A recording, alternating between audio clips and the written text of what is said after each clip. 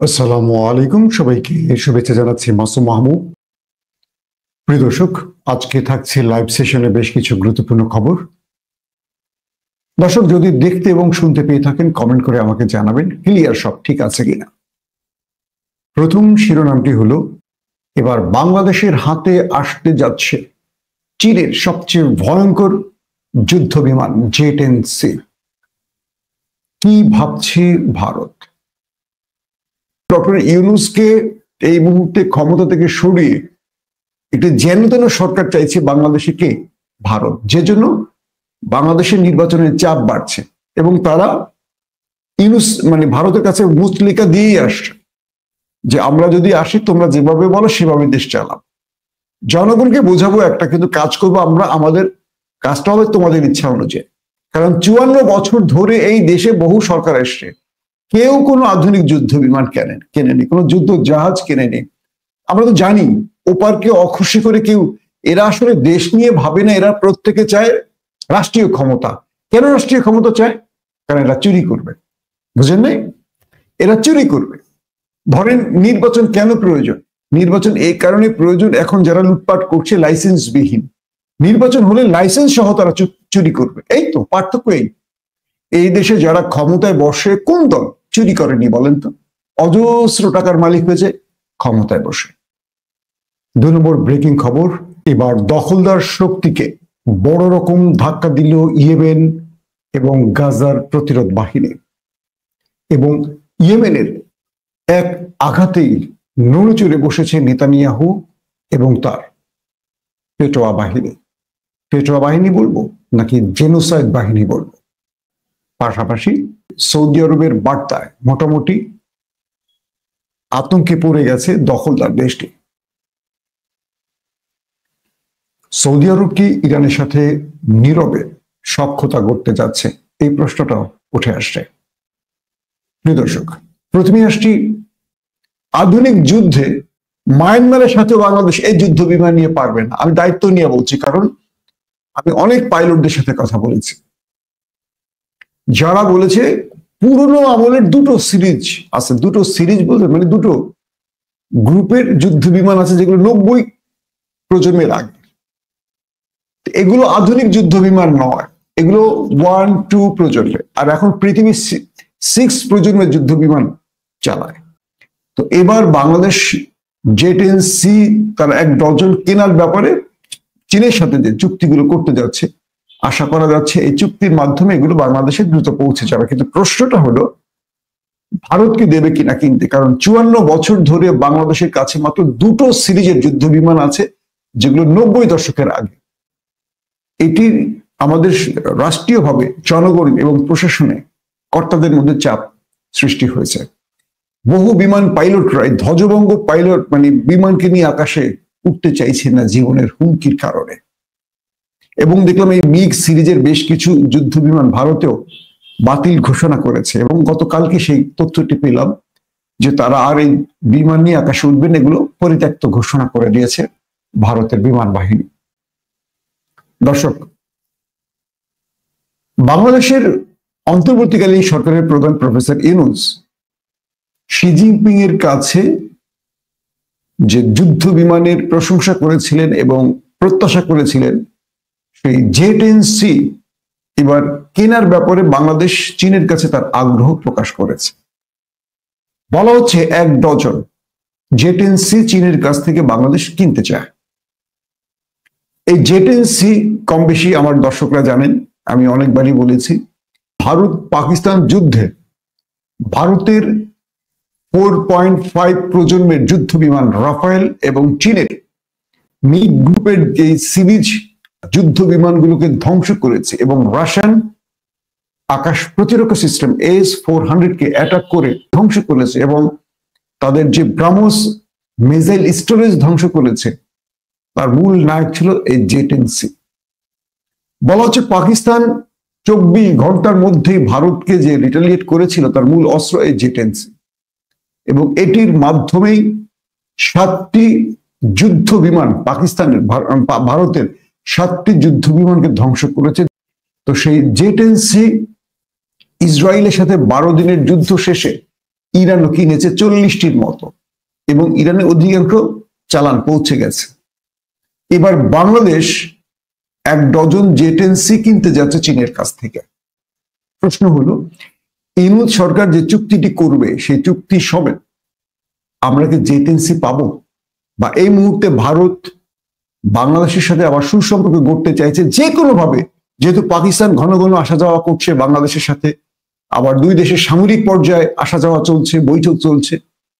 এখন পাকিস্তানকে ঠিক পূর্বের মতো আবার আউট করে দিতে, বাংলাদেশের এই জিওপলিটিক্স থেকে বের করে দিতে ভারত আবার চেষ্টা করছে। এই জন্য ভারত এখন পাগল হয়ে গেছে বাংলাদেশে ইউনূসকে সরিয়ে একটা তাদের পুতুল সরকার বসানোর জন্য। তো এই ক্ষেত্রে ইউনূস সরকার বুঝতে পারছেন যে তিনি যদি কিছু করে যেতে পারেন হয়তো এটুকুই কাজে লাগবে। তো এই জেট-এন-সি কেনার ব্যাপারে চীনকে বাংলাদেশ তাদের আগ্রহের কথা জানিয়েছে। এবার চীন তাদেরকে এটা দেবে কবে কি সেটা নিয়ে আমরা ডিটেল আলোচনা পরে কখনো আপনাদের জানাবো। কিন্তু প্রশ্ন হলো, ভারত কি আদৌ কিনতে দেবে? বা আমাদের রাজনৈতিক দলের নেতারা ইউনূসকে কিনতে দেবে? কারণ তারা তো ফিফথ কলামের লোক, ভারত যা বলবে তাই করবে। তো ভারতের ইচ্ছা অনুযায়ী তো এগুলো হবে। প্রশ্ন হলো, আমরা স্বাধীন রাষ্ট্র, এই কথাটা আমরা প্রায় বলি 71-এ স্বাধীন হয়েছে। আসলে আমরা স্বাধীন হইনি। পাকিস্তান থেকে আমরা ভারতের কোলে এসে বসেছে।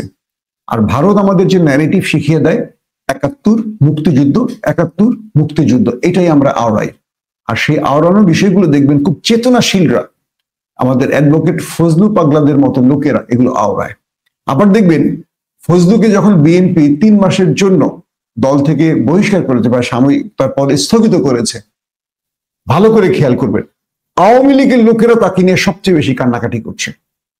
ফেসবুকে আমি যতগুলো আইডি তার পক্ষে লিখতে দেখেছি সব দেখবেন আওয়ামী লীগের লোক। তার মানে কি বিএনপি এখনো বুঝতে পারছে না তিনি কার পারপাস সার্ভ করছেন, কার ন্যারেটিভ প্রচার করছেন? আর তাকে 3 মাসের জন্য সাময়িক সাসপেন্ড মানে কি নভেম্বরে তিনি আবার ফিরে আসবেন রাজনীতিতে, তিনি হবেন মুক্তিযুদ্ধ বিষয়ক মন্ত্রণালয়ের মন্ত্রী, তারপর তিনি আবারও সেই ন্যারেটিভ তৈরি করবেন। তখন তো বিএনপি ক্ষমতায় থাকবে, তার বহিষ্কার আদেশ চাইলে বা তার বহিষ্কারের জন্য আন্দোলন করার কাজ হবে, পুলিশ দিয়ে পেটাবে। এখন তো ইউনূস আছে দেখে জনগণ রাস্তায় নামলে বিএনপি টেনশনে পড়ে যায়, তখন তো বিএনপি ক্ষমতায় থাকবে। এগুলো পর্দার অন্তরালের খেলা। 3 মাস তাকে একটা মানে ম্যানেজ করা হয়েছে, তাকে একটা ম্যানেজ করে আন্ডারস্ট্যান্ডিং এর মাধ্যমে ম্যানেজ করে 3 মাস পরে নভেম্বর শেষ হয়ে যাবে, তিনি আবার শপথে আসবেন, তিনি নির্বাচন করবেন, দল থেকে বহিষ্কার হচ্ছেন না। এগুলো রাজনৈতিক খেলা। তো বিষয়টা হলো যে দেশের জনগণ দেশপ্রেমিক হয় সেই দেশের সরকার যে দেশপ্রেমিক হতে বাধ্য হয়, কথাটা মনে রাখবেন। আর যে দেশের জনগণ চোর বাটপারদের ক্ষমতায় বসাবে, হাসিনার মতো চোর বাটপার 16 বছর কি করে ক্ষমতায় ছিল?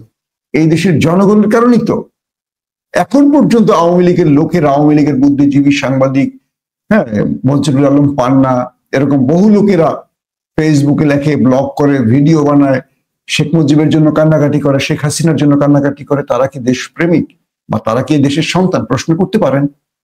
দুঃখজনক হলো সত্য হলো এরা প্রত্যেকে রাজনীতি করেন পকেটের জন্য।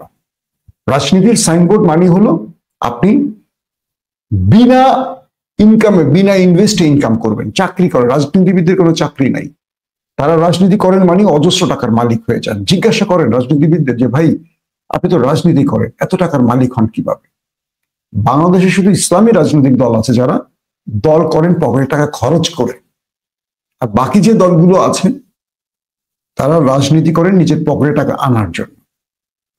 তো আমরা জনগণ যদি দেশপ্রেমিক না হই, আমাদের নেতারা দেশপ্রেমিক হবে কি করে?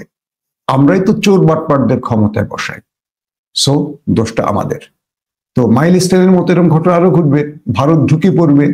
ভারত এসে আমাদের মতো, আমাদের ছোট দেশ, কোনো অস্ত্র নাই, সেনাবাহিনী দুর্বল, আধুনিক কিচ্ছু নাই, তারা যখন ইচ্ছা করবে আমাদের দেশের পুরোটা দখল করবে, অর্ধেক দখল করবে করবে। আর রাজনীতিবিদরা তারা শুধু ক্ষমতার চেয়ারে বসে থাকবে, কারণ পরিবার এবং তার দলবল নিয়ে লুট করবে। 54 বছর ধরে আমরা কোনো দেশপ্রেমিক মানে জিয়াউর রহমান এবং খালেদা জিয়া ছাড়া কোনো দেশপ্রেমিক শাসক পাইনি।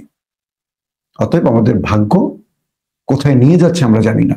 তবে জেট-এন-সির যে কথাটি বললাম, যদি ইউনূস সরকার কিনতে পারে এটি আমাদের জন্য একটা বৃহৎ অ্যাচিভমেন্ট হবে। কিন্তু ভারত তাকে এত সহজে কিনতে দেবে? বা ভারতের অনুষঙ্গ বা ভারতের প্রেসক্রিপশন নিয়ে যেসব দালালরা এদেশের রাজনীতি করে তারা কি এই সুযোগটি দেবে ইউনূস সরকারকে? আপনারাই কমেন্ট করে জানাবেন।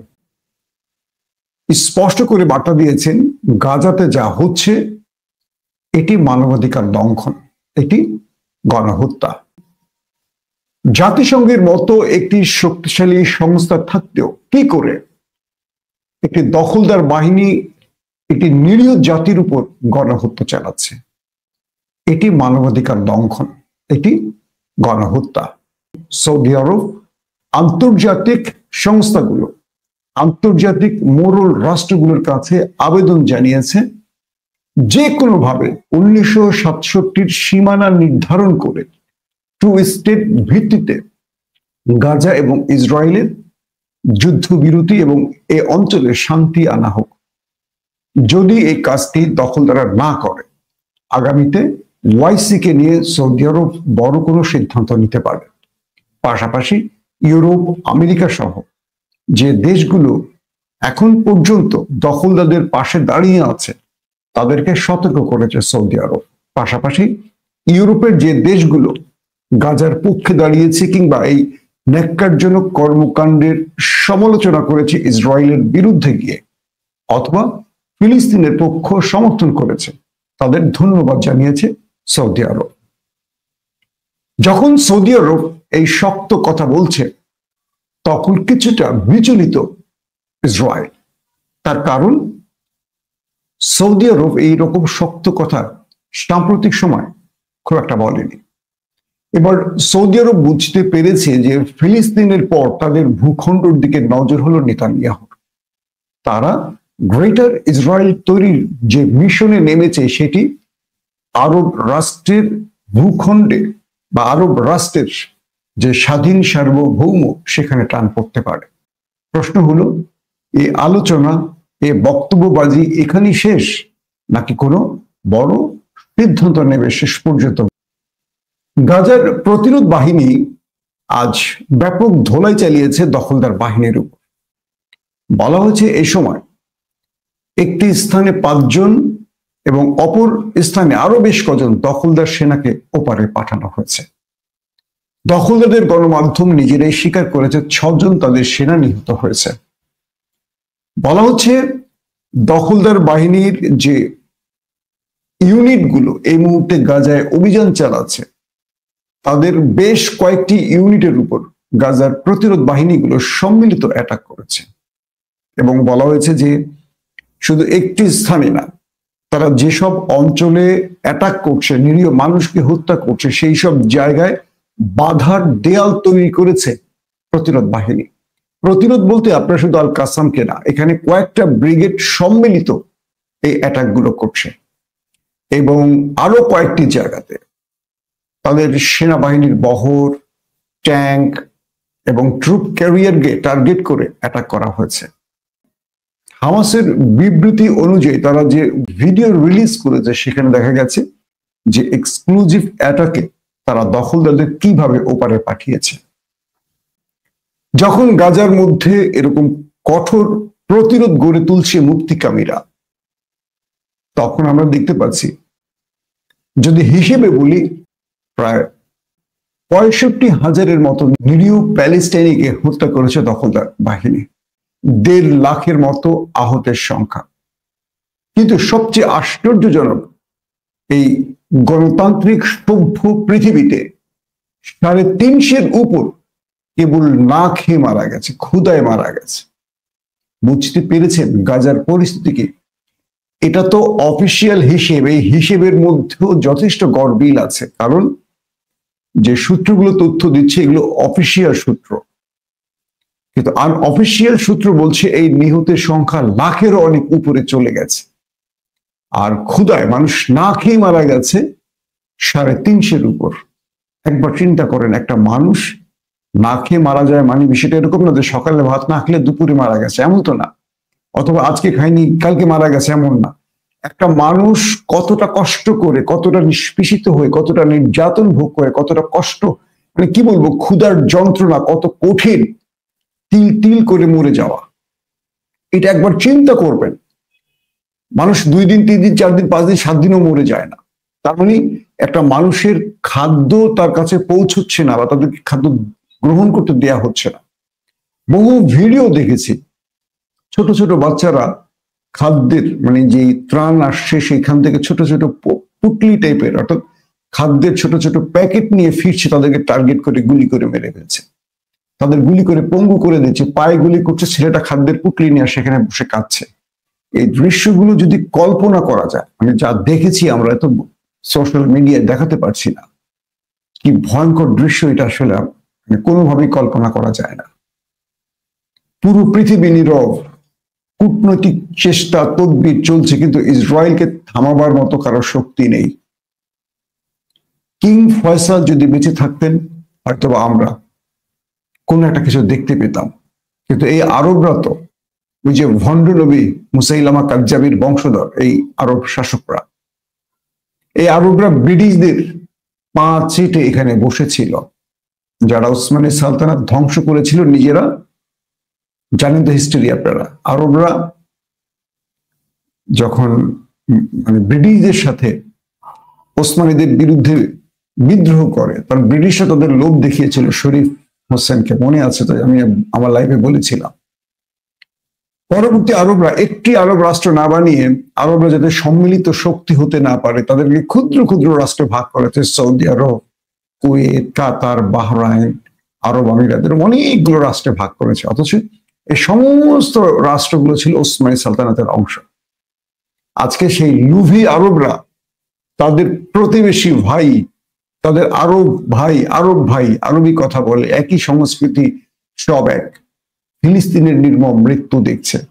আর তারা উন্নত মানের অস্ত্র কিনে ঘরে রেখে দিয়েছে, কিচ্ছু করতে পারে না। সৌদি আরবের কাছে অনেক অস্ত্র আছে, এগুলো কিং মোহাম্মদ বিন সালমানের পেছন দিয়ে ঢুকিয়ে জায়গা মতো ব্লাস্ট করতে হবে, এরা রেখে দিয়েছে। এদেরকে কালকে যদি ইরান অ্যাটাক করে, এর বাপ মা বলে উঠে পড়ে পালাবে এই আরবরা, কারণ প্রচুর পেট্রোলার এদেরকে মূর্তি বানিয়ে রেখেছে। এরা আসলে কার্যকর কোনো ভূমিকা রাখতে পারে না, এরা তাকিয়ে থাকে বাবাদের দিকে, আমেরিকা বা পশ্চিমা বাবাদের দিকে। দর্শক, ইয়েমেন, তারা একের পর এক চমক দেখাচ্ছে। আজও তারা ব্যাপক অ্যাটাক করেছে। সমস্ত কাপুরুষেরা টানেলের ভেতরে তাদের সুরঙ্গে গিয়ে আশ্রয় নেয়। একটা সাইরেন বাজে, আর তখন সব এই ভিতুর বাচ্চারা, কাপুরুষরা, হিংস্র পশুরা চলে যায় গর্তে। আজও তাই করেছে, একাধিক হিট করেছে ইয়েমেন থেকে, এবং তারা জীবন বাঁচাতে টানেলে ঢুকেছে। অনেকে বলেন যে নেতানিয়াহু নাকি উপরেই ওঠেন না, ফটো সেশন করার জন্য মাঝে মাঝে ওঠেন, ম্যাক্সিমাম টাইমই তিনি মাটির নিচে অফিস করেন। কত বড় সাহসী ব্যক্তি, তার কাছে রুহানি বার্তা এসে গ্রেটার ইসরায়েলের জন্য তিনি দাবি করেছেন। দর্শক, এই ইয়েমেন থেকে এই বিপ্লবীরা সম্প্রতি একটি চমক দেখিয়েছে দখলদার দেশটিকে। চমকটি হলো ক্লাস্টার বোমা। এই ক্লাস্টার বোমা পৃথিবীর খুব অল্প কিছু দেশের কাছে আছে, আমেরিকার কাছে আছে, ইরানের কাছে আছে, রাশিয়ার কাছে আছে, চীনের কাছে, এরকম। তো এবার ইয়েমেনের প্রতিরোধ বাহিনী দখলদার দেশটির বিরুদ্ধে ক্লাস্টার বোমা অ্যাটাক চালিয়েছে। বলা হয় এটি মাটি থেকে 8,000 কিলোমিটার উপরে উঠেছে, 8,000 কিলোমিটার। তারপর এটি টার্গেটকে লক্ষ্য করে ছুটে আসে। যখন এই টার্গেটে ছুটে আসে, তখন এটার যে ওয়ারহেড, মানে একটি নির্দিষ্ট ওয়ারহেড না, বহু ওয়ারহেডে ভাগ হয়ে যায়। ধরেন 200, 300, 400, 500 কম বেশি থাকে। তো একটি ক্লাস্টার বোমা যখন 8,000 মাইল উপরে ওঠে, সেখান থেকে শত্রুর টার্গেটে আবার নিচে নেমে আসে। তখন শত্রুর টার্গেটে এসে এই ওয়ারহেড গুলো অজস্র ওয়ারহেডে ভাগ হয়, বিচ্ছিন্নভাবে বিভিন্ন জায়গায় কয়েক কিলোমিটার জুড়ে এটা ধ্বংসলীলা চালায়। তো ইয়েমেন এবার সেই ক্লাস্টার বোমা দখলদার দেশে বিস্ফোরণ ঘটিয়েছে। এটার আরেকটি সাইড এফেক্ট আছে। যখন এটি অ্যাটাক করা হয়, সবগুলো ওয়ারহেড বিস্ফোরণ হয় না, কিছু কিছু ওয়ারহেড ভূমিতে পড়ে থাকে, বিচ্ছিন্নভাবে পড়ে থাকে। ভবিষ্যতে এগুলো মাইনের মতো, মাটিতে মাইন পুঁতে রাখে না, মাইনের মতো বিস্ফোরিত হয়। অর্থাৎ যে দেশে ক্লাস্টার বোমাগুলো বিস্ফোরণ ঘটানো হয়, হিট করা হয়, সেই দেশ একটা লং টাইম প্রসেসে বিপজ্জনক আক্রমণের মুখে পড়ে। তো এবার ইয়েমেনের এই টার্গেটের পর দখলদারদের ঘুম হারাম হয়ে গেছে। তারা টেনশনে পড়ে গেছে যে এটি ইয়েমেনের হাতে আসলো কি করে। তবে দখলদারদের গণমাধ্যমগুলো বলছে যে এটি ইরান তাদেরকে দিয়েছে। কিন্তু সাম্প্রতিক সময় ইয়েমেন যে হাইপারসনিক ব্যবহার করছে, প্যালেস্টাইন 2 থেকে শুরু করে অনেকগুলো, এবং ইন্টারেস্টিং ব্যাপারে ক্লাস্টার বোমা যখন মেরেছে দখলদার দেশটির মধ্যে, তাদের 4 থেকে 5টি লেয়ার আকাশ প্রতিরক্ষা সিস্টেম এগুলো ইন্টারসেপ্ট করতে পারেনি। আয়রন ড্রোম, ডেভিড স্লিমিং, থার্ড এবং আরো একাধিক যে আকাশ প্রতিরক্ষা সিস্টেম রয়েছে দখলদারদের, সেগুলো ফাঁকি দিয়ে এই ক্লাস্টার বোমা ঢুকে গেছে দখলদার দেশের ভেতরে এবং ভয়ঙ্কর বিস্ফোরণ চালিয়েছে। এরপর থেকে নেতানিয়াহুর ঘুম হারাম যে ইয়েমেনের হাতে এই ভয়ঙ্কর বোমা আসলো কি করে, কতগুলো আছে, আগামী দিনে কতগুলো মারতে পারে তারা। ইয়েমেন বলেছে যতক্ষণ আমার ফিলিস্তিনি ভাইদের উপর হামলা চলবে ততক্ষণ ইয়েমেন পাল্টা জবাব দেবে। উল্টো দেখেন, গত এক সপ্তাহের মধ্যে ইয়েমেনের সানা সহ কয়েকটি জায়গায় দখলদাররা ব্যাপক অ্যাটাক করেছে, ব্যাপক অ্যাটাক করেছে, অনেক মানুষও মারা গেছে। তারপরও ইয়েমেন থেমে থাকছে না। আর দেখেন সৌদি আরব ওয়াইসি মিটিং করে শক্ত কথা বলে চুপচাপ বসে আছে। আর ইয়েমেন ছোট্ট একটি গোত্র, এটি রাষ্ট্রের কোনো বাহিনী না, তারা ফিলিস্তিনের জন্য জীবন বাজি রেখে লড়াই করছে। আল্লাহ হাফেজ।